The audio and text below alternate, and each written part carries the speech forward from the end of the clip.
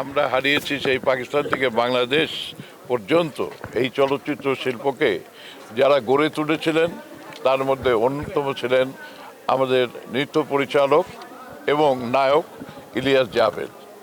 ইলিয়াস জাভেদ সম্পর্কে একটা কথা হয়তো আপনারা এই জেনারেশন জানেন না, যে মুক্তিযুদ্ধের আগে পাকিস্তানের সময়ে এই পূর্ব পাকিস্তানে যারা রয়ে গিয়েছিলেন এবং বাংলাদেশের এই মুক্তিযুদ্ধকে অবাঙালি হয়েও যারা সহযোগিতা করেছিলেন এবং এই চলচ্চিত্র শিল্পের সঙ্গে থেকে গিয়েছিলেন, তিনি অন্যতম একজন ইলিয়াস জাভেদ।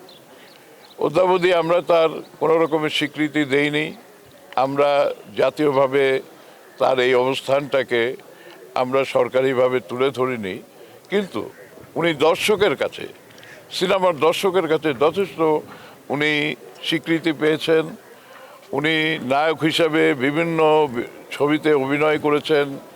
উনি নৃত্যশিল্পী হিসাবে আমার মনে হয় যে সেই পরিচালক হিসাবে শতকরা ৮০টা ছবি সেই শুরু থেকে আরম্ভ করে সর্বত্রই উনি বিরাজ করতেন। আর আমার সঙ্গে বিশেষভাবে তার এতটাই আপনত্ব ছিল যে আমি যতগুলো ছবিতে অভিনয় করেছি অধিকাংশ ছবিতে উনি নৃত্য পরিচালক ছিলেন।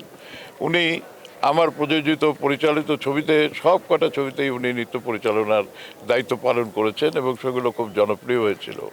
তো আজকের এই দিনে আমরা চলচ্চিত্র শিল্পের তরফ থেকে আমি শিল্পী হিসাবে এবং অন্যান্য যারা এখানে উপস্থিত আছেন তার আত্মার প্রতি মাগফিরাত কামনা করছি।